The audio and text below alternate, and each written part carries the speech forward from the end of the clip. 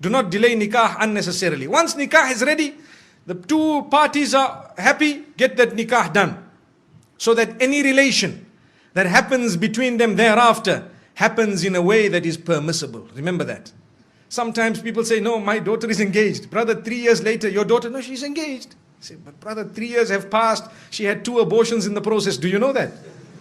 I'm not joking. I'm serious.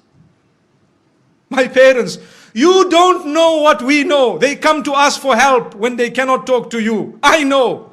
We cry when we see the children of the good people. Sometimes people we know. And they come to us, you know what? I have this problem and that problem. But sister, you are engaged to the man. How could this have happened? You know, my father told me you cannot marry now, you are still studying. My, Allahu Akbar. May Allah forgive us, really. Brothers and sisters, open your eyes. See what is going on. Ask the people what is happening. If you think we are not living in an era of hypersexuality, you are dreaming. You are dreaming. You are living in a dream world. We are living in the dirtiest society up to this age. There has never ever been a more hypersexual society than ours.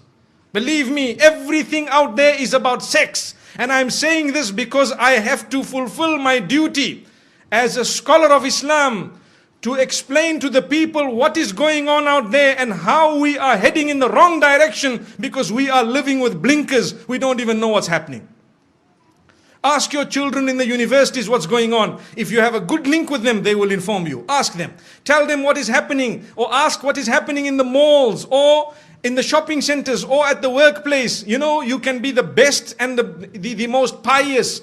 Yes, if Allah has granted you protection, you will always be protected. May Allah grant us goodness. There are people amongst us, and I'd like to hope that the bulk of us seated here, pure, good people by the will of Allah, you know how difficult it is to remain on that path. You know how easy it is to sin. Today it is easier to sin than it is to abstain from it. Allahu Akbar. It is easier to abandon your hijab than it is to don it. It is easier to leave your salah than it is to fulfill it. That is because the environment has made it so difficult to engage in that which is correct. But my brothers and sisters, this is why I say do not delay nikah. It's not just my statement, it is a teaching that has come to us from the best of creation. Don't delay it.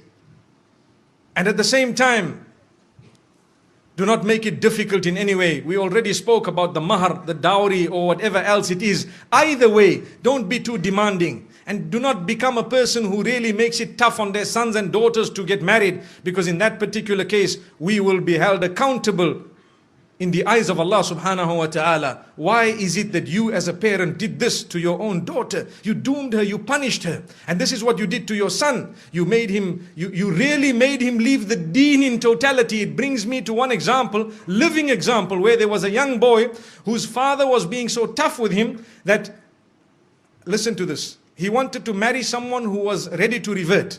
So his father told him, no, not over my dead body. What am I going to tell my friends and society, my brothers and my sisters, my this, my that? Brother, izzah is from Allah. Your status is from Allah. If you had embraced this, it was going to be much better. So you can explain to your friends and your family, look, you know, I tried my best, but today's society, you know, sometimes the children are doing their own thing and we have to try our best, saddidu wa qaribu, to make the most of what it is and to guide them as best as possible. And, you know, we will see how best they can manage. But instead of that, this father chose to say, over my dead body. So what did the son do?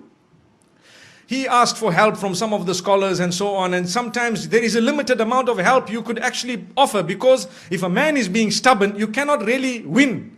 So after some time, he converted and left the fold of Islam and gone. Why? Because to him, the child was lost, and the father is still proud of his action. I don't mind if he became a non-Muslim, but at least nothing happened against my will. And he told his family members, you know, your children, if they want to do the same thing, you should also engage in this type of thing. How? The woman was ready. So I had an opportunity to address this young boy. And when I spoke to him, he told me something that is really a question of the age. When I say question of the age, I mean sometimes the mind starts asking these questions. He said, you know, this woman is such a good woman that I married. She has so many good characters and conduct. She told me I'm ready to do anything. You know, I explained to her about the little I know about Islam and she was ready. And then what happened is, when my father and my parents said no and everybody disagreed and they, you know, the mother, he says my mother didn't really mind, but she has to follow what my father says. So after some time, they questioned me, her parents, to say, look, we were all okay for our daughter to, you know, to enter the fold of Islam. Now, if she is not going to enter the fold of Islam, then why don't you enter our faith? So he said, yeah, it makes sense. You see? He said, yeah, it makes sense. If they refuse, I will not refuse. You people are not refusing. So he says that is what made him turn. Now look at this. The young boys of today, this is the logic they are using. They will not tell you Islam is correct and Islam believes in all the previous messengers and Islam, Allah is one. Even the father perhaps doesn't read Salah correctly, but he was proud with his action. May Allah subhanahu wa ta'ala forgive that man. Really. We tried very hard, but to be honest with you, it is only Allah who can bring people back. And that's why I say it is foolish. Sometimes you might lose your child totally. Rather you lose them 20%.